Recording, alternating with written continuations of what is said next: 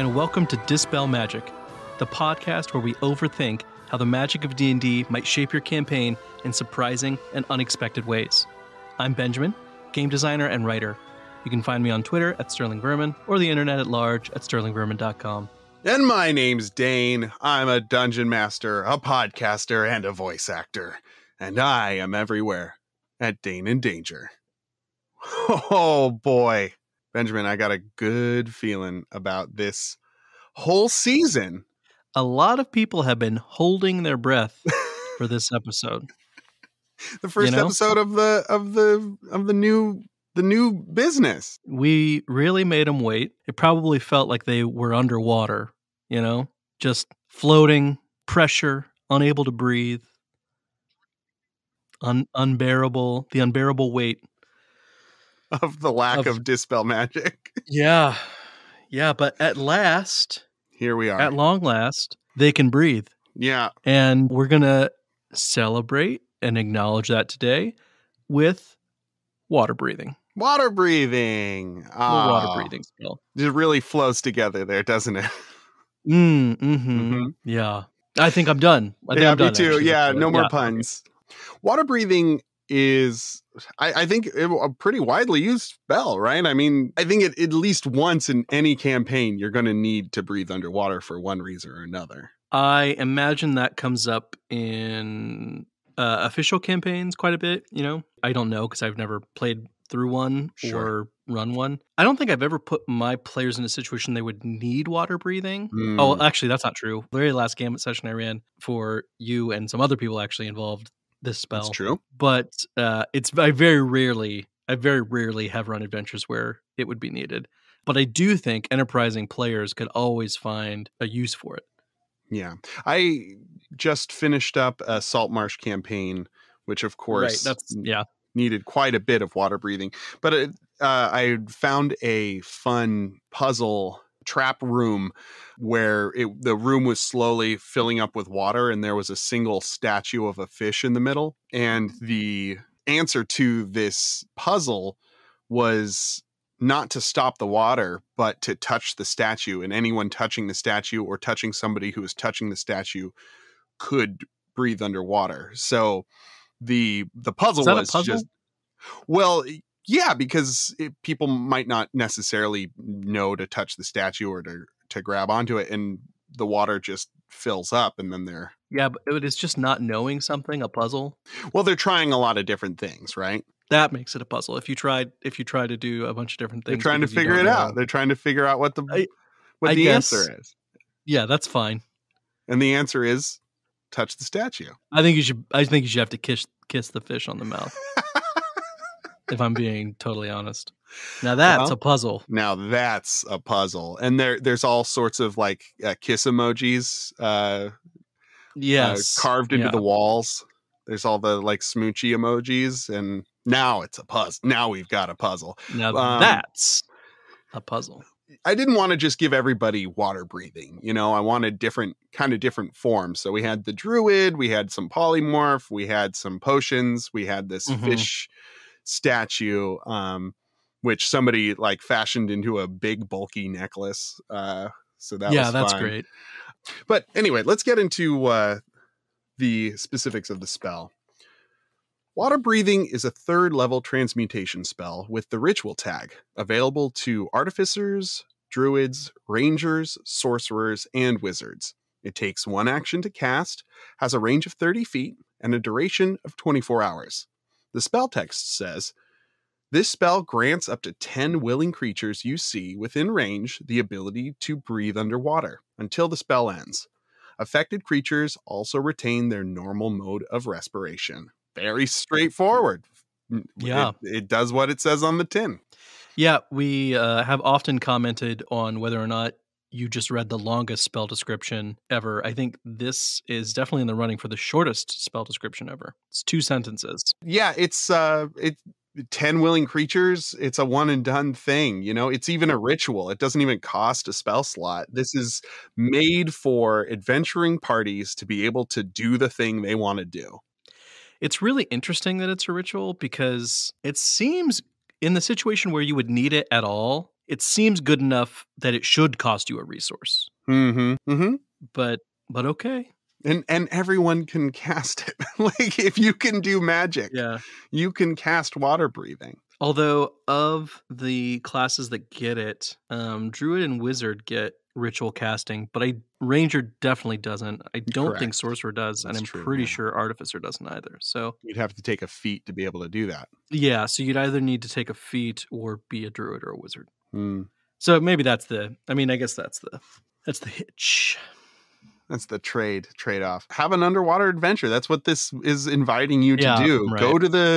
Go to the elemental plane of water. Like, befriend a giant turtle. Like, all those fun things. It doesn't say that you can speak underwater, which was a fun workaround for my Saltmarsh campaign. They quote unquote practiced hand gestures before doing it.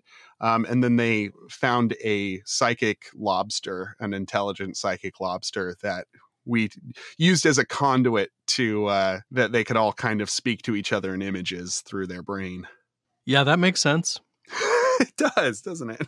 Yeah, I get that. It's funny that you point that out. I think I kind of ignore that in a lot of the notes later, although I do think hand gestures is a good workaround. The other thing I thought was kind of weird that I noticed when we used it in a game recently was that this doesn't grant a swim speed. Correct, yeah. And I think when you are swimming and you don't have a swim speed, your speed is halved. So even though you can breathe underwater now for up to 24 hours, you're moving at like 15 feet a turn, which is pretty slow. Boring. Yeah, pretty boring. Besides the classic water level, how do you see this playing out in a world? Yeah, well, I think there's a lot of, in a very kind of one and done type of scenarios, there's a lot of ways that people could use this spell. If it doesn't have an entrenched place in the culture, there's a lot of ways people can use this spell to gain an element of surprise. So a few examples of that are in war. If you can imagine, you have like an island nation or just a coastal nation, and it's being invaded by ships, you can cast the spell on a bunch of soldiers, have them waiting in the water so that when the ships beach and the enemy soldiers start charging the beach, you can now pinch them between your land-based army and your underwater-based army that's like running out of the water. Some variations of that in like a lot of different ways. I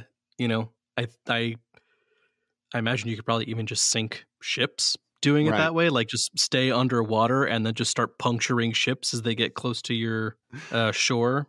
Well-placed underwater fireball. Yeah, sure. That might have a verbal component, and so then you're back to, can you do that underwater? Although I think for that, you could like just very quickly surface. Like if you're hanging out underwater, like 50 feet below the surface where nobody can see you, and then you swim up, cast the spell, and swim back down again, you're probably pretty safe. Yeah, I definitely was pretty hand wavy with that stuff underwater. I wouldn't. Yeah, I mean, as a DM, I wouldn't be very picky about that because it also just would make the game very boring. It would make the game pretty boring to not let people. You're already attacking at disadvantage with non-piercing weapons, which is rough. That's rough. Yeah. A couple other examples are that in crime, there's probably a lot of ways you could get into or out of via unexpected routes. Like I'm thinking like a river running through a fort.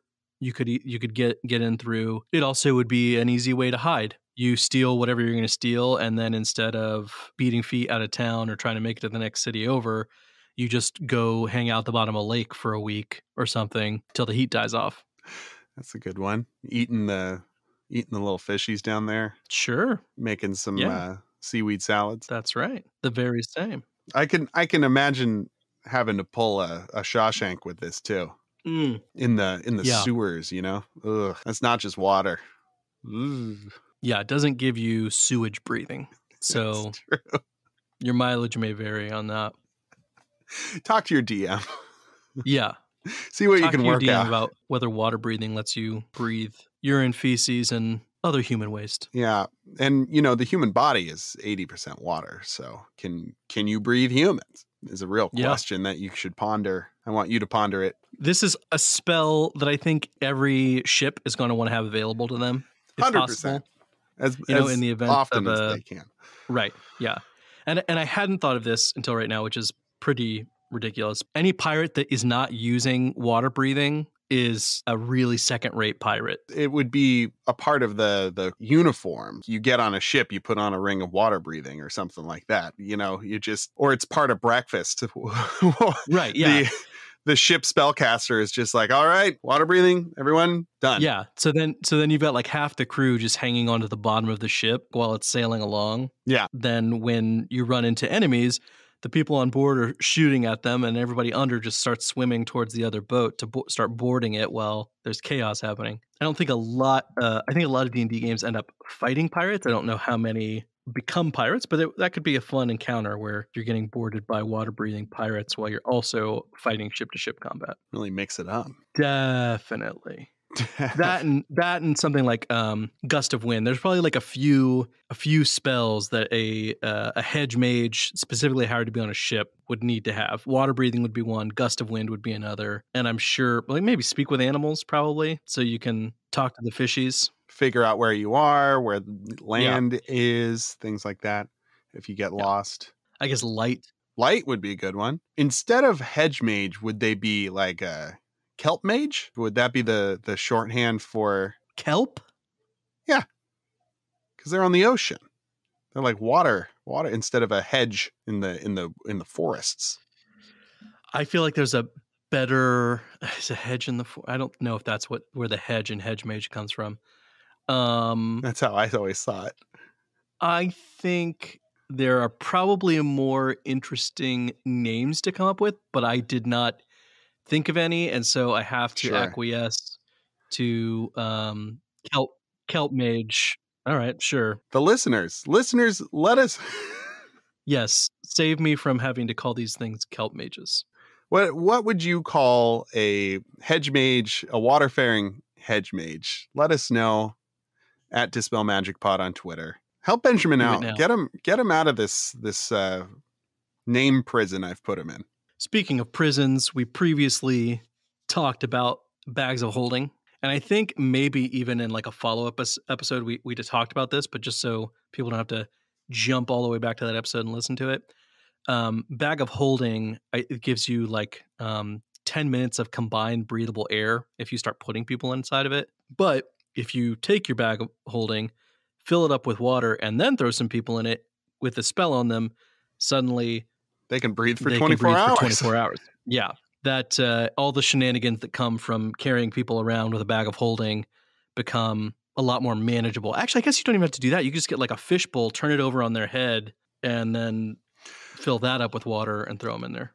I feel like that would work better because if you're doing an infiltration mission with your party, you don't want to be all wet when you get out.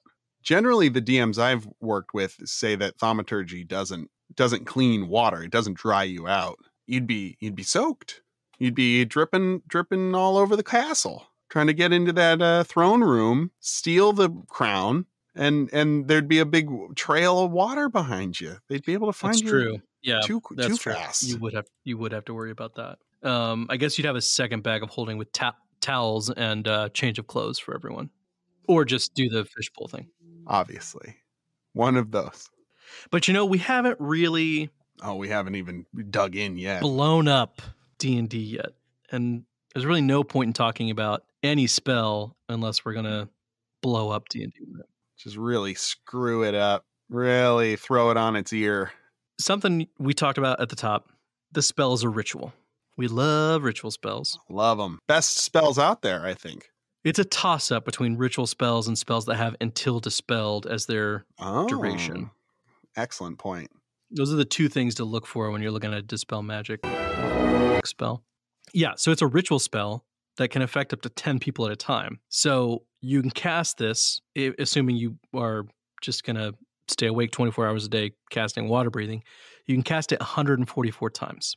A little bit less than that, but I didn't care to do that much math about it. I was going to say, first episode of the season, and you're already jumping right into the calculator, man. Oh, so boy. With 144 times a day, times 10. That's 1,440 creatures a day that you can affect per spellcaster that has this spell and knows it as a ritual. If you want to reduce that to something more manageable, like an 8-hour workday of just casting this ritual, that's 48 castings.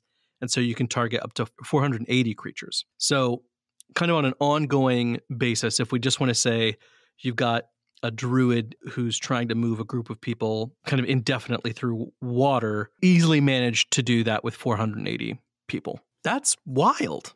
That's a lot of people.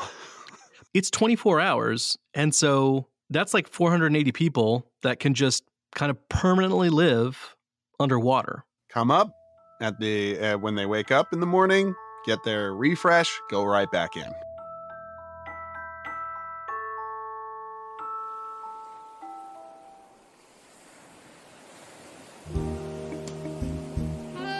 Do you long for a simpler time? Want to get away from the hustle and bustle of everyday life? Are you tired of being woken up every single morning by the incessant screeching of birdsong? Do you want to get away? Well, now you can. Welcome to Vista and Lamar, a new planned settlement under the waves. This exciting new opportunity underwater is only available for a short time. Come live with friendly, like-minded individuals, gorgeous ocean views, and every meal taken care of. Kelp! From food to clothing and even the ability to breathe, let our trained Druid community coordinator take care of everything. Come make new friends and start a new life in beautiful Vista and Lamar, where life goes with the flow. Isn't that right, Snorkel? That's dolphin for yes.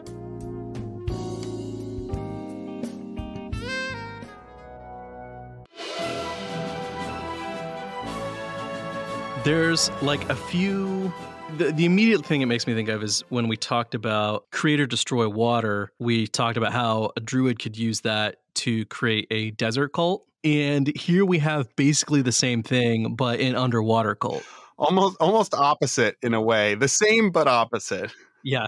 You have to go to the druid to get your daily water breathing or else you're going to die. Right. And so in that way, it's even like better than the create or destroy water cult, because there you're just supplying them with water, which maybe they could try to leave your region and trying to dig survive. For some water. They're trying to make their own well. But if you're a druid who's attracted a following and takes them underwater deep enough and they're just living by you casting water breathing on them, then they don't have a lot of options. Completely dependent on you. If you combined this spell, if you combined water breathing with things like plant growth and continual flame, I think you can imagine maybe a permanent civilization. I don't know if civilization would be the right word, but permanent settlements, permanent kind of relocated settlements being developed underwater. Well, I definitely think of farming and, you laughed at kelp mage earlier, but seaweed, kelp, very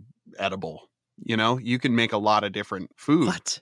Yeah. Seaweed, kelp, very edible? Is that what you said? Yeah, it's very edible. It's Oh, very. I heard fairy. Oh. And I was trying to figure out what a seaweed, kelp, fairy, edible could possibly mean. I assumed it was a drug thing. Kelp gets you high, everyone. You heard it here first. Well, fairy kelp does. Yeah, at least in the Feywild. I see kelp and seaweed being much more integrated into people's diets, especially on the coastal regions. Being able to go out and harvest a plant that can grow up to 5 feet a day, which seaweed can do. That's a bumper crop. That's not even with plant growth. That's just how kelp grows, is 4 to 5 feet a day. Hi there, folks. This is Dane with a little editorial note. It is not 5 feet a day. It is, in fact, 1.5 feet. Future Dane looked it up. Now, back to the show. It's insane. That would be in some kind of expression, I think, in a group of people that permanently live underwater. Something about watching the kelp grow. Yeah. Meaning they want it to happen fast. I want you to do this like the kelp grows. Yeah. Or it could be like just an expression for how you spend a few hours. Sure. Oh man. During my lunch break, I I just like going and watching the kelp grow. Yeah, I like Take some time for myself. But the other thing we talked about when we talked about plant growth is that it directly only affects plants. Mm-hmm. But when you affect plants that way, you're affecting all the herbivores. Eventually, that would cause an explosion of growth in the herbivore populations, which would cause an explosion of growth in the omnivore and carnivore populations. And so you also increase all the fishing that would be possible. So it starts to look like more and more like this spell really does allow people to kind of permanently move underwater. Underwater cities. We got Rapture going. That and Speak with Animals. I mean, you don't necessarily have to be tending to your seaweed farm 24 hours a day. And maybe you can convince some particularly gullible sharks to guard it for you, because you got the crabs going around and harvesting the kelp, and then the dolphins gathering it up into bushels, or the octopi or whatever, what have you. That I feel like that's a little beneath both of those animals, but they want to be a little more intellectually stimulated. Right. Sure. Yeah. So then the octopus is like making the tallies and making the spreadsheet of doing the abacus to count the different kelp. What do you call them? Patties. Kelp patties. Ugh. No, I'm thinking about like when you've got like a hay bale, like a kelp bale. Kelp patties are a real thing, but I think they're also kelp forests when you're underwater. I grew up by the beach. You grew up with pawpaw trees. I grew up by the beach, where our field trips would be going to the beach and like studying kale that had been watered. I eat pawpaws. You eat kelp. That correct. Yes. And I know what a brittle star is, which is fun. Okay. Sea cucumbers, those are real. Yeah. Mm-hmm. You could talk to those. You're just naming things kids know now. That's right. Anyway, you are smarter right. than a kid, or at least as smart as a kid. That Speak with Animals and Awaken both become like really useful for anybody who does want to set up an underground settlement or an underwater settlement or an underwater civilization. I think we should transition a bit now and talk about what some of those underwater civilizations might look like. Thinking about it, being able to these animals helping you out and also spending so much time under there, I think bringing down portable bubbles, being able to capture air and bring it down with you in some fashion, that would be a necessity. Maybe that's where people sleep. Right. Well, except for that they can breathe water for 24 hours. I mean, like, I do think any settlement or civilization that relies on this spell is probably always under the effect of this spell, even if they're in a safe place. So it's probably just a part of their, you go routine. To temple every morning and you get this spell cast on you so that you're safe no matter what, whether you have to breathe water that day or not. Druid's blessing, sure. I mean, there's a couple situations, I guess, like why would people choose to move underwater, given that it makes them dependent on a spellcaster. One thing I was thinking of is that you could live in a society that's being invaded, a culture that's being invaded by an imperial power of some kind. And rather than, you have to, give up your home, but rather than choose to live in subjugation of some kind, you choose to flee with druids or wizards of your culture and relocate underwater. Beneath the waves. Freedom beneath the waves. Right. If you're thinking long term, probably your invaders have no idea what happened to you. Yeah. Like they're just like, what? And then like 2 years later, you pop out of the water and you've just been preparing for war the entire time. Might give you the edge in taking back, which then leaves this cool idea of areas that are really war torn. You just sometimes find underwater settlements for people who've like relocated down there while they plot an attack on the surface. Safe house, as it were. And then they come back super powered on kelp juice. Just raring to go, teeming with underwater might. Yeah, you probably do a lot of push-ups down there.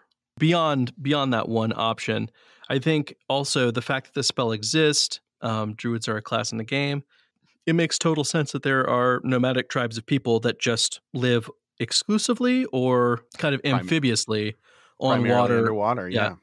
Like in underwater and on land. Seasonally, maybe. Yeah, right, exactly. Yeah, like in the summer, they move under the waves where it's cooler. In the winter, they move onto the land where it's warmer, or just maybe kind of as needed for farming, right, or fishing or hunting.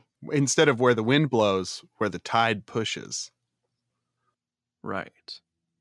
And what I like about that idea is that it's easy, I think, to imagine that those kinds of nomadic tribes that they've been around for a while, that there's a lot of ritual custom to that. So it's not just a reaction somebody did, they ran underwater, and then they're trying to recreate their surface life as much as they can underwater. You've got people whose whole kind of cultural identity is either about being underwater or is about that kind of seasonal transition from land to water.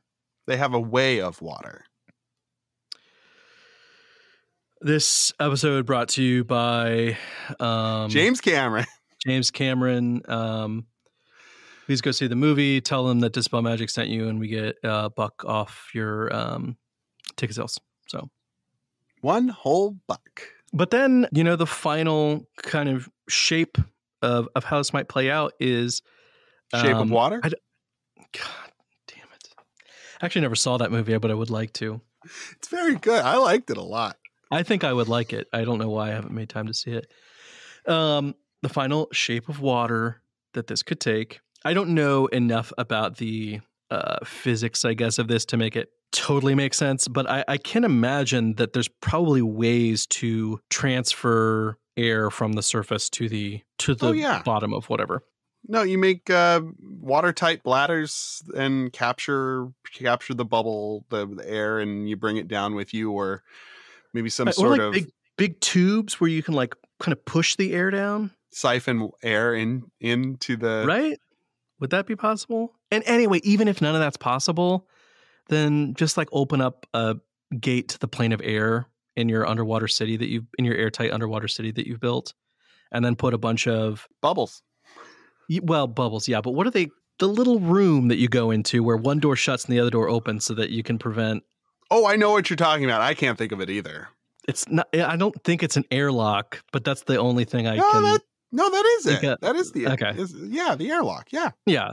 That's another fun. If you want to, I think also that would be really unexpected in D&D. If you encounter an underwater civilization, you're probably expecting to see merfolk or Sahuagin or Tritons, and so I think it would be a fun way to kind of defy expectations by having there be people who originally were like either displaced or some smaller settlement or civilization that moved underwater, but eventually built up airtight structures that they could kind of live mostly normal lives, normal for surface dweller lives under the water. And then, lastly, we kind of talked on this with the nomadic tribes, is that it's pretty easy to imagine that this spell facilitates coastal settlements that have elements below and above the water. There's no reason for the city to end where the water line does. I love that idea. Yeah. There could be components of the city that live underwater. I mean, I think you could do something really fun where like the Thieves Guild operates like basically underwater, if you didn't want to play a super big role but wanted there to be some component of that. Or it might be that only rich people can afford to get water breathing cast on them, and so like all the super glam parts of town or the hot spots are underwater. It's hotter under the water. It's better down where it's wetter. That's right. Take it from me. Naturally. And the Thieves Guild generally operate out of sewers anyway, right? Like 9 times out of 10, you're going to find the Thieves Guild in the sewers. So just take that extra step. Put them all the way. I wonder how many historical examples there are of thieves operating out of sewers. It would have to be next to zero. That's absolutely Thieves don't want to be in the stinky parts. And why? And why would they? There's no reason for them to. No reason by and whatsoever. Large. So we had on that episode, I think, where we talked about Speak with Animals and Awaken, we talked about how a coastal town or city might use that to really dominate the water, have a kind of awakened animals scout out ships to prevent piracy, help them fight off kind of any naval force that came at them. With the combination of this spell, where a section of the city might be underwater, it really kind of pushes that idea even further. You always want to heighten the ideas. Yeah, and I think whereas underwater civilizations are a pretty common trope, I don't know if this is as common. So I think it's also kind of a surprising thing to drop into your game. So something players will have a lot of fun with and be curious to investigate. I already want to play a campaign that has a city that's half underwater, where all the rich people live under there, where they can just float around and be lazy or whatever they do. Whatever rich people do. That's pretty much what rich people do, yeah. Yeah. Well, I think that about wraps it up for us. Before we go, I just want to say thank you all for joining us for our 3rd season. We have a lot of fun things planned coming up. We've got a lot of great guests, and we are changing to a bi-weekly format, so look for us every other week going forward. But, yeah, thank you, everyone. Thanks so much for listening. We'll see you again after your next long rest.